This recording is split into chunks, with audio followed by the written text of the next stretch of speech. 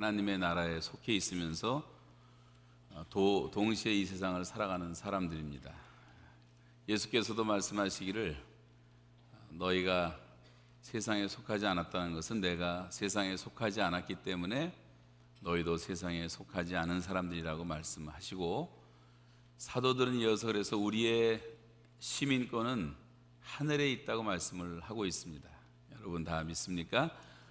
그렇지만 이것은 어디까지나 우리들의 영적인 신분을 말하는 것이지, 우리의 육신은 지금 이 세상이라고 하는 사회 속에 우리가 몸을 두고 살아야지 세상을 떠나서는 살 수가 없는 사람들이죠.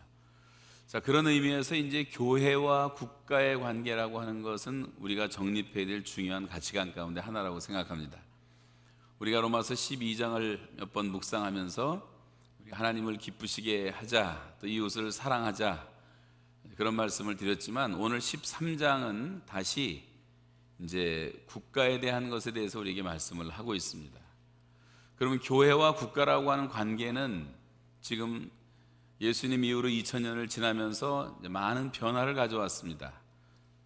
초대교회 때는 항상 국가가 교회 위에 있어서 교회는 항상 국가의 지배를 받았고 국가의 다스림을 받았고, 때로는 좋지 않은 정권이 서게 될 때는 교회는 핍박이 임해갖고 많은 사람들이 순교를 당하기도 했습니다. 자, 그러다가 이제 복음이 전파되고 교회가 많아지고, 그리고 각 나라들이 다 기독교를 국교로 인정하게 되면서부터 점점 권위는 바뀌어가지고 교회가 국가 위에 올라오기 시작해가지고, 한때는 교황이라는 존재가 세상의 모든 왕들을 다 임명을 하고 세워지는 그런 대관식 같은 것도 있었고, 그래서 교회가 굉장한 영광을 누리던 시절이 있었습니다. 그러나 사실은 그때 교회가 제일 많이 타락을 하게 됐죠. 자, 요즘 와서도 우리는 이 교회와 국가에 대한 혼란을 겪으면서 우리가 교회와 국가라고 하는 말을 다른 말로 말하면 정치와 종교가 과연 어떤 길을 걸어가야 되는가, 그래서 정교 분리 원칙을 요즘 많이 말을 합니다. 여러분, 그러나 분명한 사실은 우리가 그리스도 안에서 새 피조물이 되고 하나님의 자녀가 되고 하늘나라의 시민이 되었지만, 현실적으로 보면 우리는 여전히 이 사회의 한 구성원이라고 하는 데는 변함이 없습니다. 우리는 어떤 경우에도 그래서 사회생활이나 이 사회 법규에 따라서 살아가는 사람들이기 때문에 이 세상을 살면서, 카나다라는 땅에 살면서 우리가 치유의 법권자가 될 수가 없다는 사실입니다.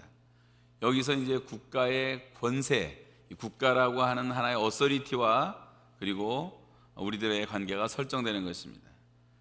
자, 지난번에 우리가 개인적인 말씀을 드릴 때는 원수도 사랑하라고 성경은 말씀하고 있고, 원수가 너희를 핍박하면 위에서 기도해주고 그 원수 갚는 것은 하나님께 다 맡기라고 성경은 분명하게 말씀을 하고 있습니다.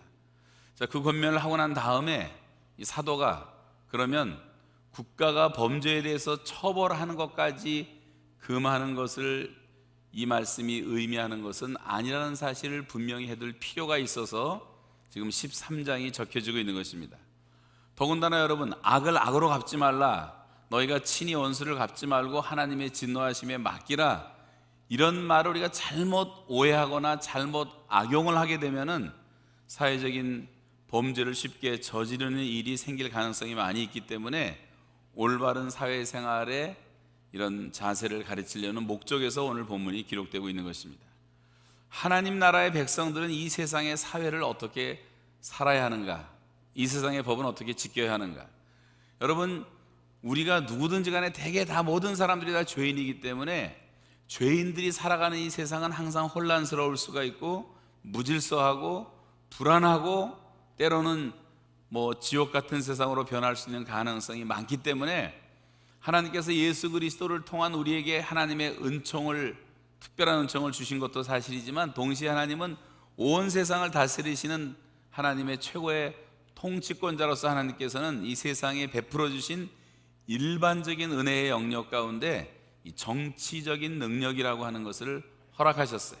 그래서 우리가 그런 의미에서 교회는 이 모든 스테이트, 국가에 대한 하나님께서 세우신 기관에 대해서 인정을 하고 우리가 순종을 해야 된다고 성경은 말씀을 하고 있습니다. 그래서 우리가 법을 만들고 질서를 유지하고 사회적인 약속을 존중하면서 서로 신뢰할 수 있고 좀 더 편리하게, 좀 더 평안한 삶이 보장되는 공동체를 이룰 수 있는 지혜를 하나님께서 이 정부에 허락해 주신 것입니다.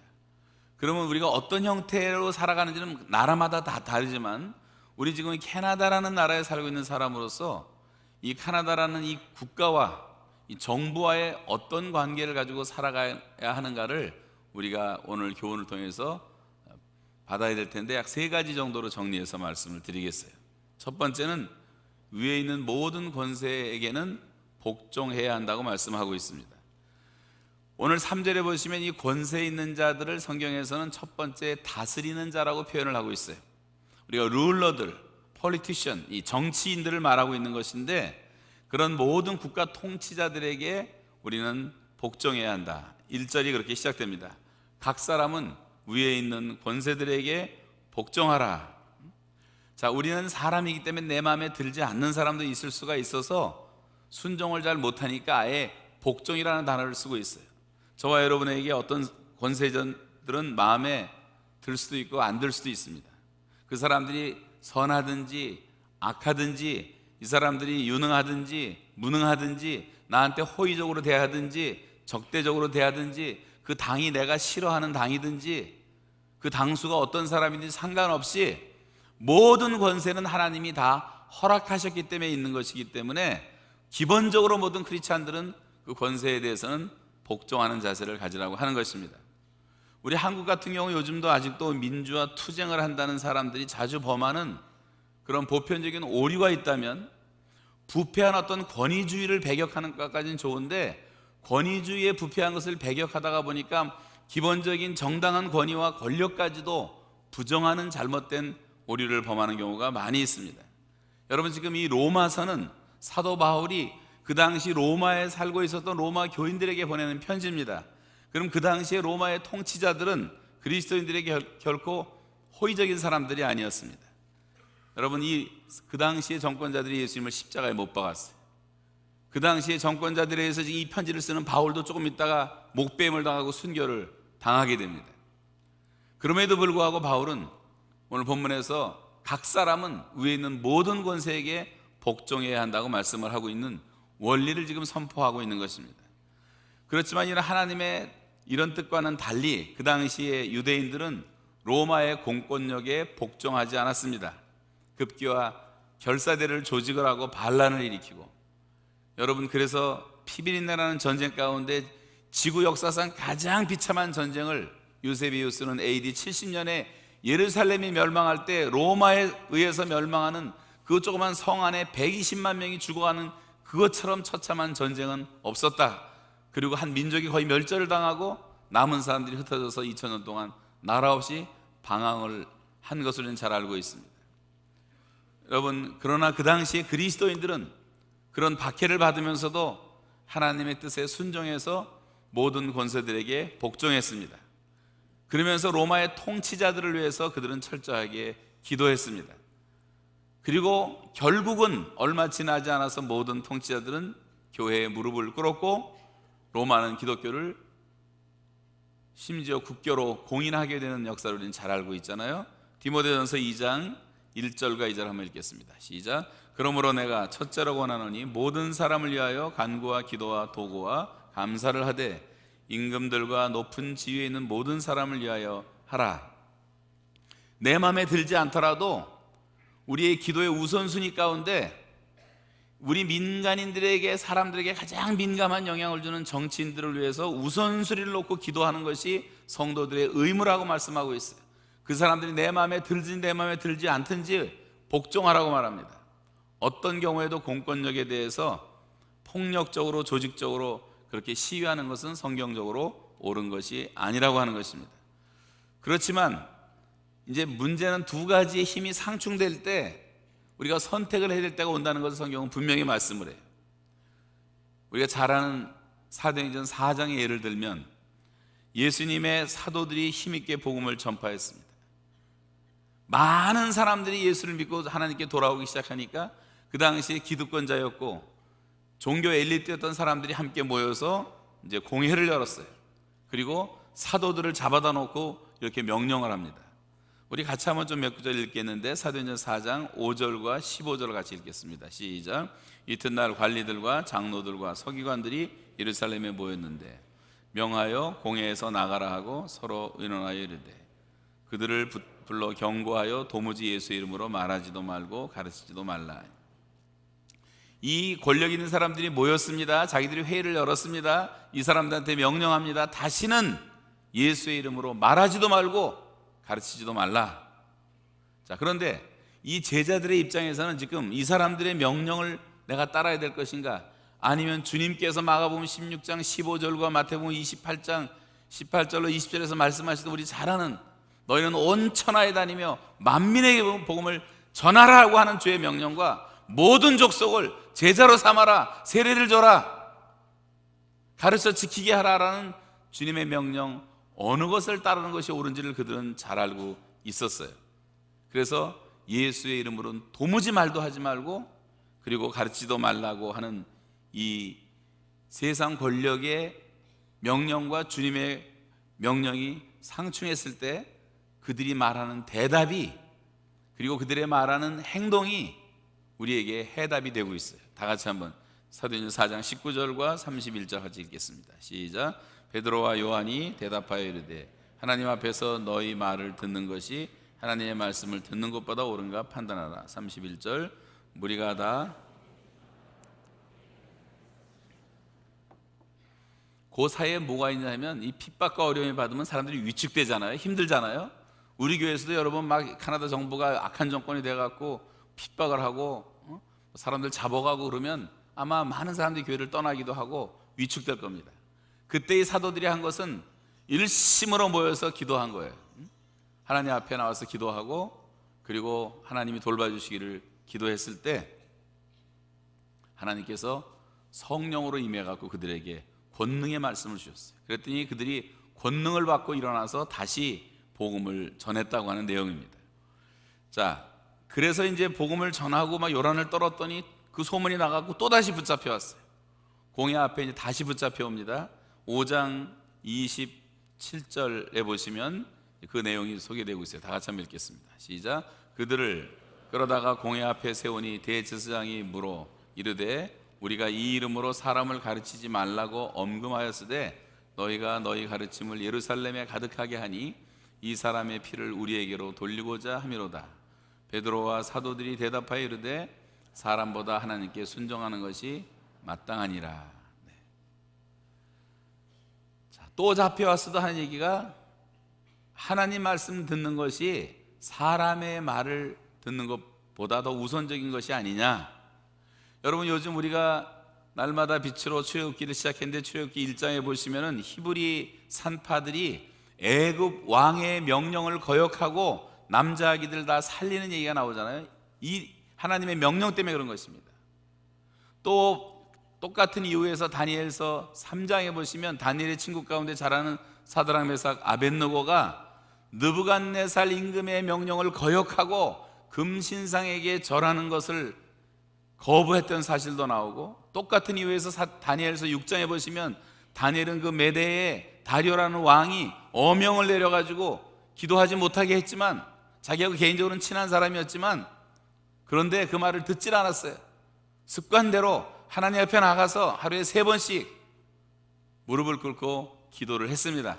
그 결과로 이 세 친구는 풀무불에 던짐을 받고 다니엘은 사자굴에 던짐을 받았고, 그 애굽의 왕의 말을 듣지 않았던 히브리 산파들은 잡혀가가지고 호통을 당하고 질책을 당했지만 그 결과는 우리가 잘 아는 것처럼 하나님은 그들을 다 살려내셨고 이스라엘 백성들은 흥왕했고 하나님의 축복은 넘쳤던 것을 볼 수가 있습니다. 그런 가운데서도 그들은 혹시 그리 아니하실지라도 이것이 하나님의 뜻이기 때문에 나는 죽음도 두려워하지 않습니다. 그래서 바울은 순교했고 예수님도 그것이 우리를 구속을 위한 하나님의 뜻이었기 때문에 십자가에 달리신 것들을 볼 수가 있습니다. 여러분, 그래서 우리가 하나님의 뜻에 어긋나는 것을 세상 권력이 우리에게 명령했을 때는 우리는 순교를 불사하고 그 명령을 받을 수는 없다고 하는 거예요. 타협할 것이고 없는 것이 있지만, 그러나 그런 예외적인 경우를 제외하고는 모든 권세에 대해서 우리가 복종하는 것이 그리스도인의 자세라는 것을 여러분 믿으시기 바랍니다. 자, 이제 두 번째는 복종해야 될 이유가 정말 자세하게 나오는데 약 7가지가 나와요. 우린 그럼 이런 모든 권세에게 왜 복종을 해야 하는가? 그 첫 번째 이유가 뭐냐면 시편 62편에 나온 것처럼 모든 권세는 하나님께로부터 오는 거예요. 여러분 이것을 반드시 믿으시기 바랍니다. 하나님이 허락하지 않으면 권세는 없어지는 거예요. 하나님이 높이기도 하고 낮추기도 하시고 동네 통장 반장부터 시작해서 대통령이 이르기까지 모든 권세들에 대한 우리의 자세, 기본적인 자세는 하나님이 모든 권세를 내신다고 말씀하고 있어요. 아버지 어머니의 권세, 자식들은 거기에 순종하게 돼 있는 것입니다. 자, 하나님께서는 이 세상의 통치자들에게 그런 하나님의 권세를 위임하신 거예요. 그래서 우리는 거기에 순종해야 되는 것입니다. 자, 예수님이 이제 십자가 달리시기 전에 재판을 받는데 빌라도라는 그 당시에 검사가 나와갖고 예수님께 이렇게 말합니다. 자, 내가 너를 놓을 권세도 있고 너를 십자가에 못 박을 권세도 나한테 있다. 그랬더니 예수께서 이런 말씀을 하셨어요. 위에서 주지 아니하셨다면 네가 나를 해야 할 권한이 없었을 것이다. 하나님께서 당신에게 그 권세를 줬기 때문에 당신이 그걸 나한테 지금 행하고 있는 거다라고 말씀을 하고 있는 것입니다. 그래서 오늘 성경에 보시면 분명히 모든이라는 단어와 다라는 말을 쓰면서 모든 권세는 다 하나님께서 정하신 것이다. 다시 한번 읽어요. 1절 말씀, 권세는 시작. 권세는 하나님으로부터 나지 않음이 없나니 모든 권세는 다 하나님께서 정하신 것이라. 권세의 종류에 대해서 묻지 않습니다. 독재자의 권세라 할지라도 여러분 우리가 복종을 해야 되는 거예요. 우리 가운데 많은 분들이 그런 생각을 하는데 저도 그런 생각을 했었지만 우리가 사회생활하면서 많은 사람이 직장을 옮기고 여러 가지 일을 하다 사람들과 관계가 어려워지는 것 가운데 하나가 난 예수 믿는데 너무 세상이 고통스럽다. 회사 나가면 술 먹으라 그러지, 뭐 별 나쁜 짓 다 하라 그러지, 난 그래서 할 수가 없습니다. 그래서 나는 주님만을 위해서 살겠습니다. 그리고 신학교 가버리는 사람들 많이 있는데 그것이 그리스도인의 자세일까요? 내 위에 있는 내가 싫어하는 까다로운 사람들을 하나님이 허락 없이 세워놓지 않는다는 사실이에요.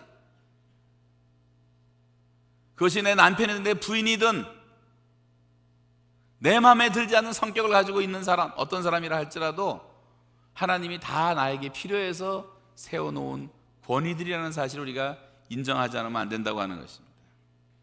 하나님의 권위의 근원이시기 때문에. 그래서 둘째로 권세를 거스리는 것은 하나님의 명을 거스리는 것이라고 말씀을 하고 있어요. 2절 말씀에 그러므로 권세를 거스리는 자는 하나님의 명을 거스림이니, 이것은 논리적으로 그렇단 말이에요. 생각해 보세요. 하나님께서 모든 권세의 근원이 되신다면 그 권세를 거스린다는 자체는 하나님을 거스리는 것이 아니겠습니까? 그래서 기독교인들이 철저하게 배워야 될 첫 번째 기본적인 이 세상을 살아가면서 배워야 될 자세는 모든 권위에 대해서 순종하는 자세를 갖고 배워야 된다고 하는 거예요. 그래서 하나님께서 출애굽할 때라든가 사도행전의 교회가 출발할 때 보면 이 권위에 대해서 잘못하는 사람에 대해서 굉장히 하나님이 혹독하게 무섭게 징벌하셨던 것을 볼 수가 있잖아요. 민수기 16장 1절과 2절에 보시면 이런 말이 나옵니다. 레위의 증손 고핫의 손자 이스할의 아들 고라와 루벤 자손 엘리압의 아들 다단과 아비남과 벨렛의 아들 온이 당을 짓고 이스라엘 자손 총회에서 택함을 받은 자 곧 회중 가운데서 이 믿는 지휘관 250명과 함께 일어나서 모세를 거스르니라. 자, 하나님께서 우리가 지금 요즘에 공부하고 있는 내용이지만 그 말 안 듣는 모세를 설득하셔갖고 결국은 끌어내셔갖고 하나님께서 하나님 섭리 가운데 세우셨어요. 이스라엘의 지도자로 출애굽을 시킵니다. 그 과정에서 모세가 마음에 안 드는 사람이 있어요. 모세 스타일이 싫은 사람들이 있어요. 그 몇 사람들이 다 영향이 있는 사람들이 당을 맺어요. 당. 교회 안에서는 항상 당을 조심하셔야 돼요. 근데 거기에 동조하는 세력이 한 250명이 또 있었어요. 그때 하나님 그걸 보고 화를 내시면서 땅을 갈라가지고 그 사람들을 다 삼키게 만들고 하늘에서 불이 내려와서 다 불살라버렸다 그랬어요. 같이 한번 32절, 35절 한번 같이 읽겠습니다. 시작. 땅이 그 입을 열어 그들과 그들의 집과 보라에게 속한 모든 사람과 그들의 재물을 삼키매 여호와께로부터 불이 나와서 분향하는 250명을 불살랐더라. 권세를 거스리는 것을 하나님께서는 하나님에 대한 도전으로 하시는 겁니다. 이 세상 권세까지도 포함하고 있는 거예요, 하나님의 말씀 속에는. 그래서 권세를 거스리는 것은 하나님의 명을 거스리는 거기 때문에 그렇게 하면 안 된다는 거예요. 세 번째 이유는 권세를 거스리는 자는 반드시 심판을 받기 때문에. 자, 2절에 거스리는 자는 심판을 자초하리라. 심판을 받게 됩니다. 예컨대 우리 국법을 어긴 사람들은 국법에 의해서 벌을 받는 것 아니에요? 지금 지구상에 수천 아마 수억의 사람들이 다 감옥 안에 갇혀 있고 법에 심판을 받고 빨간 줄이 그어져 있고 이런 것들이 다 왜 그렇습니까? 처벌받는 것 아닙니까? 처벌받는 것. 어떤 사람이 우리에게 불법적으로 악을 행했어요, 나한테. 그럴 경우 성경은 원수를 용서하고 사랑하라고 가르쳐요. 그러나 우리가 그 문제를 해결하기 위해서는 나는 그렇게 해야 되지만 내가 정말 그것이 심각한 문제가 된다고 할 때는 바로 이 권세에게 우리의 억울함을 호소하면 정해진 권세가 정해진 법에 따라서 그들이 대신해서 벌할 것이기 때문에 이 세상에 공권력이라는 것이 존재하는 거예요. 지금 그 말씀을 하고 있는 것이고, 네 번째는 이 권세라는 것은 바로 악을 하나님이 억제시키기 위해서 주신 그런 은총의 수단이기 때문에 우리가 순종하라고 하는 것입니다. 악한 일을 행한 사람들은 두려워할 수밖에 없어요. 죄진 사람들은 법을 두려워할 수밖에 없습니다. 법이 세면 사람들이 법을 지키고 노력을 많이 하잖아요. 캐나다에서 왜 법을 잘 지킵니까? 캐나다 법이 세기 때문에 그런 거예요. 법을 그대로 그냥 시행을 해버리니까. 물고기 잡다가 몇 마리도 초과해도 재판을 받아야 되고 벌금을 다 물어야 돼요. 2마리 잡으라는데 3마리 잡으면 안 되는 거예요. 교통법규 준수도 엄격하고. 우리가 사소한 것이지만 이 사회 질서를 위해서 모든 권세는 바로 악을 억제하고 있어요. 3절에 보시면 다스리는 자들은 선한 일에 대하여 두려움이 되지 않고 악한 일에 대하여 되나니. 여러분, 구약에 보시면 구약은 바로 이 법이라는 것이 무엇인지를, 하나님의 공의가 무엇인지를 보여주고 있는데, 이 구약에서는 굉장히 무섭고 엄격하게 법이 시행되는 정신이 나타나고 있어요. 그 법 정신은 바로 공의라고 하는 거예요. 근데 공의를 행할 때는 3가지 원칙이 나오는데 어떤 경우도 편견이 없어야 된다는 거예요. 그리고 이것은 법은 엄중해야 된다. 3번째는 신속하게 행하라. 이런 것이 성경의 교훈이에요. 우리가 다 볼 시간 없지만 예를 들어서 신명기 13장 6절에 보시면 내 어머니의 아들 곧 내 형제나 내 자녀나 내 품의 아내나 너와 생명을 함께하는 친구가 가만히 너를 깨요. 우리 가까운 내가 정말 인맥으로 어떻게 할 수가 없는 사람이라 할지라도 이 사람들이 하나님을 떠나게 만들고 우상을 숭배하는 경우에 이렇게 하라고 하는 절대 편견을 갖지 말고 그들을 벌하라. 예를 들면 유다의 아사왕이 자기의 어머니가 아세라에 가증한 목상을, 우상을 섬기는 것을 보고 태우의 자리를 엄격하게 폐위시켜버리는 그런 입장을 취했던 것을 우리가 잘 알 수가 있는 것처럼, 내 어머니라 할지라도 이것은 용서를 할 수가 없다고 하는 것이 법의 정신이라고 하는 거예요. 신명기 19장 13절에 보시면 내 눈이 그를 긍휼히 여기지 말고 무죄한 피를 흘린 죄를 이스라엘에서 제하라. 그럼 네가 복이 있을 것이다. 심판에는, 정의에는 자비가 없는 거예요. 심판은 무자비한 거예요. 법은 공의를 집행하는 거예요. 법정에 가서 좀 봐달라는 말을 하면 안 되는 거예요. 소크라테스는 악법도 법이라 그랬잖아요. 악법도. 예수님도 그 당시에 그 로마의 법을 그대로 따르시잖아요. 저항하지 않았습니다. 그리고 신명기 25장 2절에 보시면 악인에게 태형이 합당하면 재판장 그를 엎드리게 하고 그의 앞에서 그의 죄를 따라 수를 맞춰 때리게 하라. 그 자리에서 신속하게 문제를 해결하라고 하는 것입니다. 그래서 이 권세라고 하는 것은 편견이 없이, 문제는 이 우리나라의 모든 얘기들이 문제가 뭐냐면 이 권세자들이 이게 다 이 경제하고 정치하고 이렇게 결탁이 돼가지고 서로 다 편견을 가지고 법관들까지도 타락한 데 문제가 있는 것이지, 그것이 공의로우면 사회는 바로 선단 말이죠. 그래도 캐나다 같은 나라 좀 바로 서 있는 것 같고, 싱가포르 같은 데 가면 껌 하나 못 던지고 침 하나 못 뱉는 게 미국 애들도 갔다가 태형으로 때려버리니까 그 법이 시행된단 말이죠. 법 자체는 엄격해야 된다, 그런 말이에요.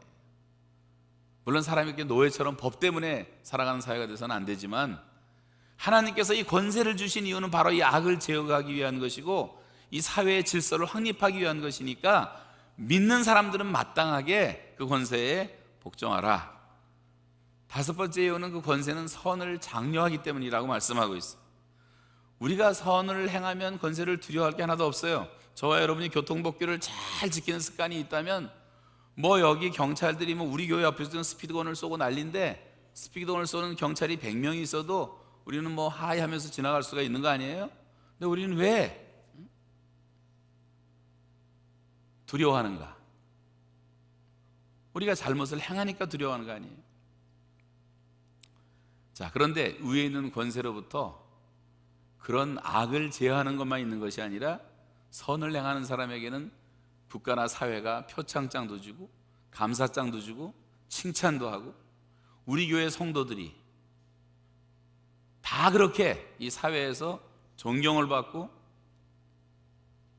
사람들에게 칭송을 받는다면, 그것이 얼마나 더 아름답게 우리가 이 전도하는 일에 귀하게 쓰임을 받을 수가 있겠습니까? 3절 한번 같이 읽겠습니다. 3절 4절 시작. 내가 권세를 두려워하지 아니하려느냐? 선을 행하라. 그리하면 그에게 칭찬을 받으리라. 그는,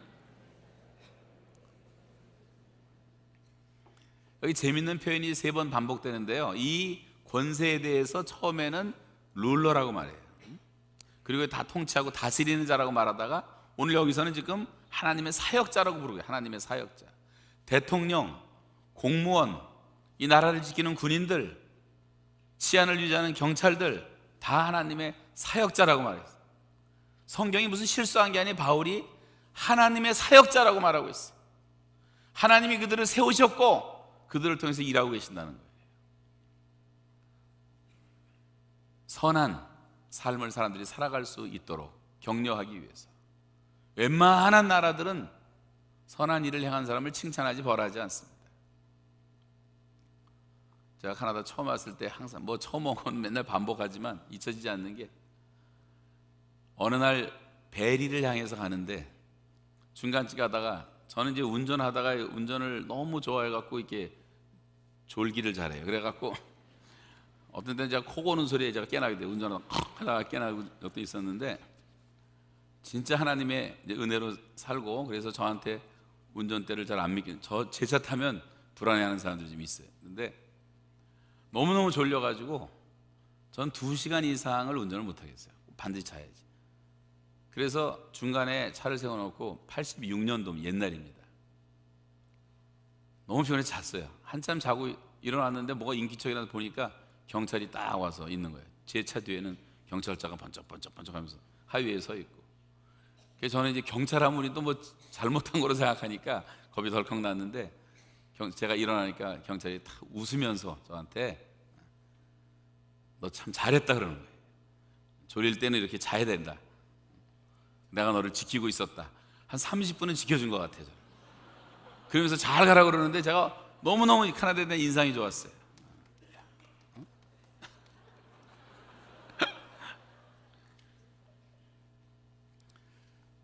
여러분, 그 모든 정권과 권세라고 하는 것이 우리를 지키고 우리의 생명을 보호하고 우리의 재산을 보호하고 우리를 지켜주는 일을 위해서 하나님이 세우신 그런 사역자라고 말씀을 하고 있습니다. 하나님을 사랑하는 사람들은 그래서 나라도 사랑해야 되는 것이, 이 나라의 주인이 하나님이라는 것을 믿는다면, 여러분, 우리가 하나님께 순종하는 사람은 나라의 공권력에도 복종을 해야 되는 것입니다. 하나님의 말씀을 잘 지키는 사람들은 이 세상의 나라의 법과 질서도 잘 지켜야 됩니다. 하나님께서는 모든 이 나라의 법과 질서가 잘 지켜지기를 누구보다 원하시는 것이고, 그것이 하나님의 뜻이기 때문입니다.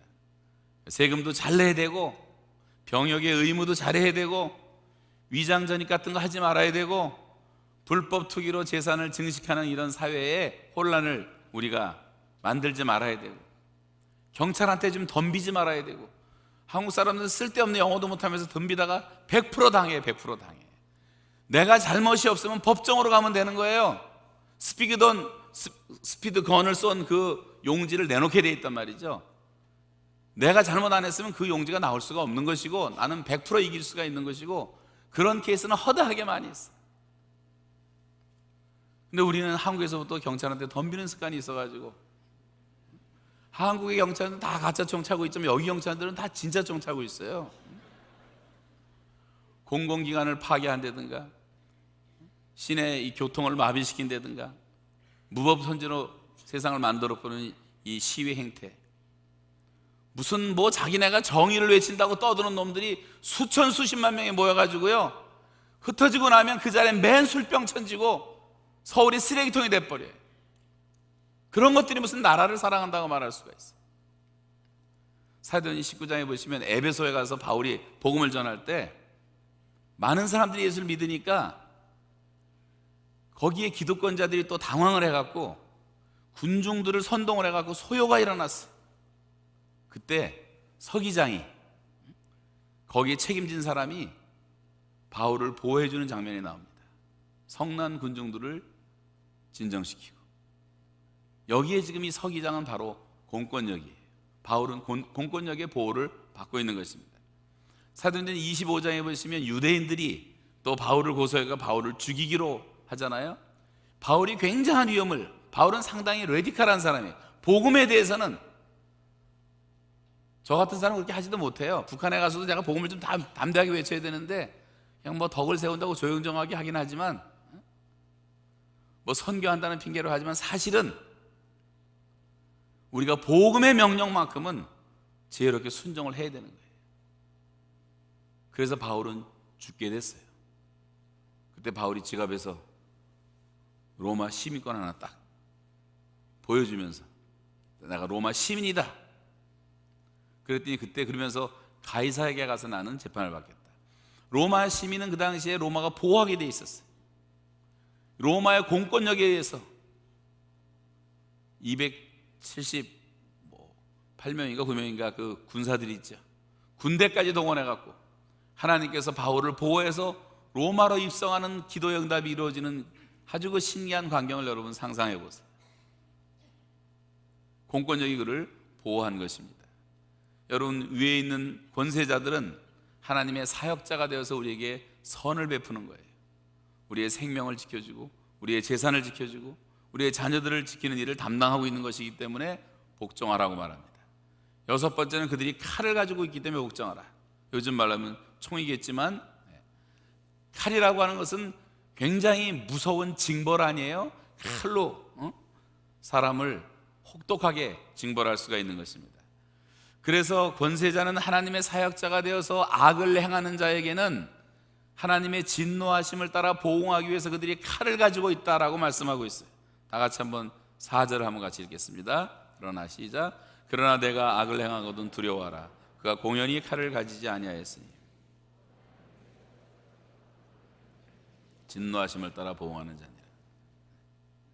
자, 구약 성경에 보시면 율법의 시대에는 이 하나님의 공의가 얼마나 무섭게 나타나고 있는가 하는 그 징벌의 여러 가지 형태가 나타나는데, 예를 들어서 보면 아주 가벼운 죄악에서부터 무거운 죄악까지 경중에 따라서 받는 모든 징벌이 다 달라요. 예를 들면 벌금형부터 신명기 22장 19절에서는 이스라엘 처녀에게 누명을 씌움으로 말미암아 그에게서 은 103개를 벌금으로 받아, 벌금형이 나오고, 25장 3절에는 뭐 40까지는 때리려니와 그것을 넘기지 못한다, 체벌형.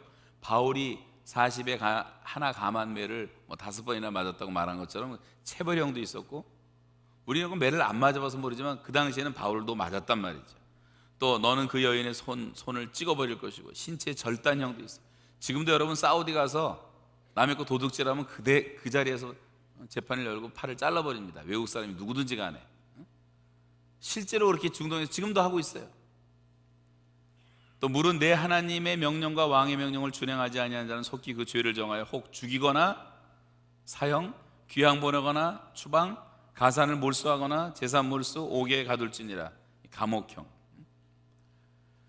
자, 악한 일을 행한 자들에게 이 권세라고 하는 것은 편견 없이 엄하게 신속하게 이 법을 시행함으로 이 악이 세상에 퍼져가지 못하도록 악을 제거하는 하나님의 은총의 수단으로 하나님이 세워놓으셨기 때문에 우리가 일단 그 모든 법에는 또 이 세상의 권세에는 순종하고 복종해야 된다고 말씀을 하고 있습니다. 7번째는 양심을 위해서 하라고 말씀. 양심. 내가 받을 진노가 두려워서 내가 벌 받을까 봐 하는 것은 소극적인 자세지만, 그러나 양심을 따라서 권세에 있는 자들에게 내가 복종하는 것은 바로 적극적인 그리스도인의 자세라고 하는 것입니다. 그래서 오늘 5절에 보시면, 그러므로 복종하지 아니할 수 없으니 진노 때문에 할 것이 아니라 양심을 따라 할 것이니라. 사도행전 16장에 보시면 바울과 실라가 뭐 죄가 뭐가 있습니까? 복음 전한 것밖엔 죄가 없는데 너무 억울하게 감옥에 갇혀갖고 무척 많이 얻어맞았던 것 같아요. 그리고 한밤중이 다 돼가는데 착고에 든든히 이렇게 갇혔다 그랬어요. 근데 이 성경에 보면 이 사람들이 한 번도 원망하지 않아요. 그 권세에 대해서만큼은 그 법이 그러니까 거기 들어가서는 거기선 그게 법이니까 그냥 법에 따라 순종하는 것을 볼 수가 있습니다. 거기서 무슨 한거하거나 원망하거나 소리 지르지 않았어요. 그런 것을 양심에 따라서 라고 말하는 것입니다. 그 후의 결과는 하나님이 엄청난 놀라운 일을 행하셨고, 유럽의 최초의 교회가 그 사건으로 인해서 세워지는 하나님의 섭리를 여러분 잘 알고 있을 것입니다. 자, 이런 이유들 때문에 오늘 성경은 위에 있는 권세들에게 복종해야 한다고 말씀을 하고 있습니다. 그러므로 여러분, 우리가 너무 이 불법적으로 하는 것들, 뭐 교회, 뭐 토론토 교회들 지금 한두 군데가 좀 시끄러운데, 여러분 이 공동체 안에서는 항상 질서가 중요한 거예요. 끼리끼리 모이고 말을 번지고 뭐 연판장을 돌리고 이런 것들은 다 합당하지 못한 자세예요. 사회에 대해서도 마찬가지. 그래서 우리가 이런 이 국가의 공권력을 향해서 우리가 어떤 면에서 폭력을 행사하듯이 이렇게 저항하는 것은 반드시 잘못된 행동이라고 성경은 말씀하고 있는 것입니다. 하나님은 그것을 간과하지 않는다고 말씀해요. 그래서 우리가 이 사회 안에서도 정말 법을 잘 지키는 하나님의 사람으로 하나님 나라를 세워갈 수 있기를 바랍니다. 마지막 3번째는 납세의 의무를 말하고 있어요. 그래서 첫째는 모든 권세에게 복종하라. 그리고 그 이유를 쭉 설명한 거예요. 그리고 1절에서 실제를 전체를 두 가지로 나눈다면, 첫째는 모든 권세에게 복종하라는 것이고, 두 번째는 세금 잘 내라, 납세 잘하라. 납세 잘하라. 6절에 보시면 너희가 조세를 바치는 것도 이로 말미암음이라. 자, 오늘 본문은 각 사람이 위에 있는 권세들에게 해야 될 의무 가운데 특별히 납세의 의무를 강조합니다. 이 조세와 관세, 조세라는 것은 이제 사람들에게 부여되는 세금이고, 관세라고 하는 것은 어떤 물품에 부여되는 세금인데, 여러분도 우리 모르는 사이에 많은 세금들을 지금 다 내고 있습니다만, 그 세금이라는 것은 뭐 어떤 한 사람이 정하는 것이 아니기 때문에 국회가 열리고 예산하는 그 전문팀들이 열리고 다 그래서 우리가 세금이 부과되는 것이기 때문에 이 세금에 대해서는 존중하는 마음을 가져야 된다고 하는 거예요. 마태복음 17장에 보시면 예수님께서 가버나움에 이르렀을 때 어떤 사람에서 너희들은 왜 세금 안 내냐? 너희 제자들도 세금 내야 된다. 그 옛날에도 그랬어요. 돌아다니는 예수님 제자들이. 그랬더니 예수님께서 그때 뭐 조금 있으면 예수님 십자가에 죽으실 텐데 뭐 그런 거 지금 신경 쓸 때도 아닌데, 주님께서 기적을 베푸십니다. 베드로에게 나가서 낚시를 던지고 첫 번째 걸리는 고기의 입을 열면 그 안에 있는 돈 그거 가지고 세금도 내고 성전세도 내고 사용하라고 주께서 말씀하신 힌트가 나와요. 이 말은 하나님이 하나님의 그 기적을 경험하면서라도 우리가 이런 것을 협력하고 복종해야 된다고 하는 거예요. 이걸 영적인 차원에서는 그렇게 생각을 해요. 믿는 사람들은 하나님의 나라와 의를 먼저 구하면 반드시 하나님 필요를 채워주신다. 전도자들이, 선교사들이 구걸하면 안 되는 거예요. 전도하면 고기를 잡아서 입을 열면 그 안에 다 들어있는 것인데, 전도를 하나도 하지 않으면서 돌아다니면서 구걸이나 하고, 그러니까 선교의 파워가 없어지고, 은과 금은 내게 없지만 내게 있는 것으로 내게 주노니 나사렛 예수의 이름으로 일어나라고 벌떡벌떡 기적을 일으키던 권세는 다 없어지고 맨날 은과 금만 쫓아다니는 사람이 되는 것 아니겠습니까? 여러분, 세계 모든 나라 사람들이 세금 내는 것을 좋아하지 않지만, 그러나 선진국은 뭐예요? 선진국은 세금을 잘 낸다는 말이에요. 세금 내는 법을 잘 지키는 사람들이 선진국이란 말이에요. 그래야지 그 나라의 사회 복지 기반이 든든하고 안정이 되는 거예요. 한국도 지금 선진국에 뭐 올라간다고 하면서 흉내를 내고 있지만, 불안한 것이 뭐냐면 우리 한국 사람들의 의식 가운데는 아직도 많은 사람들이 어떻게 하든지 머리를 써서 세금을 적게 내는 것이 능력 있는 사람이라는, 세금 적게 내는 건 도둑들이에요. 도둑놈들. 도둑이 능력 있는 것입니까? 이건 하나님의 말씀이에요. 근데 우리가 얼마나 어리석은지, 세금을 많이 낸다는 것은 그만큼 우리의 수입이 많아진다는 것 아니에요? 11조를 많이 낸다는 것은 여러분의 수입이 많아진다는 것 아니에요? 그리고 하나님이 그런 사람들을 복 주시는 것이 성경의 축복의 원리라면, 우리가 하나님을 순종한다고 하는 것은 우리의 사회생활 안에서도 제발 세금 떼먹지 말고, 그러다가 된통 얻어맞는 사람들이 얼마나 많아요. 망신을 당하고. 그래서 14장 6절에 보시면 그들이 하나님의 일꾼이 되어 바로 이 일에 항상 힘쓰느니라. 여러분, 지금 이 사람들을 다스리는 자라고 말했다가 하나님의 사역자라고 말했다가 지금 하나님의 일꾼이라고 말하고 있어요. 미니스터란 말이에요. 섬기는 자들이란 말이에요. 그래서 사회 질서를 확립하기 위해서 하나님께서 세운 이 모든 권세들은 바로 악을 억제하고 선을 장려하고 우리의 재산, 생명 다 보호하는, 그래서 군대를 유지해야 되고 경찰이 치안을 유지해야 되고 법원이 있어야 되고 도로가 건설돼야 되고 발전소가 세워져야 되고 이 카나다에 있는 무수하게 수많은 이 공원들 유지돼야 되고, 여러분 이 동네마다 세워져 있는 도서관, 동네마다 세워져 있는 병원들, 심지어 이 토론토 요즘 하키하고 스케이트장 다 무료 있는 것이 이유가 무엇입니까? 세금들을 잘 내니까 나라가 부강하고 사회가 안정적으로 돌아가는 것이 아니겠어요? 우리 탈북 동포들을 비롯해서 전 세계에서 몰려오는 난민들에게 들어가는 돈이 얼마나 많은 줄 아십니까? 세금을 잘 내니까 그런 어려운 이웃들을 도울 수가 있는 것 아니겠어요? 그리고 내가 지금 혜택을 받지 못한다고 그 일을 안 한다고 말할 수가 있겠습니까? 크리스찬들이. 여러분, 사도 바울은 원래 바리새인이었습니다. 바리새인들은 로마에 세금 바치는 것에 대해서 굉장히 부정적인 사람들이었고 세리를 제일 싫어하던 사람들이었어요. 그런데 마태복음 22장에 보시면 사람들이 예수님을 궁지에 몰아넣기 위해서 질문을 하잖아요. 가이사에게 세금 바쳐야 됩니까? 그때 주님은 가이사의 것은 가이사에게, 하나님의 것은 하나님에게 드려라, 이런 말씀을 하시잖아요. 사도 바울이 지금, 바울 자신이 바리새인이었는데 예수님을 만난 다음에 바울이 완전히 달라진 거예요. 그래서 위에 있는 모든 권세들은 하나님의 사역자들이고 하나님의 일꾼임을 깨달은 것입니다. 그래서 예수님의 말씀대로 가이사의 것은 가이사에게 바치는 것이 옳다는 사실을 말씀하고 있는 것입니다. 때때로 여러분이 기대하는 그런 일꾼들이, 요즘 토론토에 좀 별로 이렇게 존경받지 못하는 시장님도 계시고 하지만 그래도 일단 그 권위가 있는 동안 우리가 순종을 해야 되는데 내 마음에 너무 안 들어요. 저런 사람이 이런 일을 하면 안 되겠다고 생각할 때 우리가 할 수 있는 것은 바로 투표라고 하는 거예요.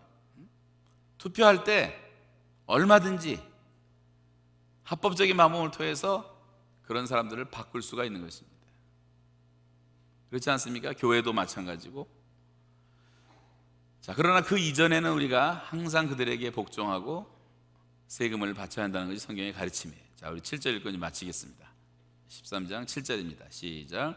모든 자에게 줄 것을 주되 조세를 받을 자에게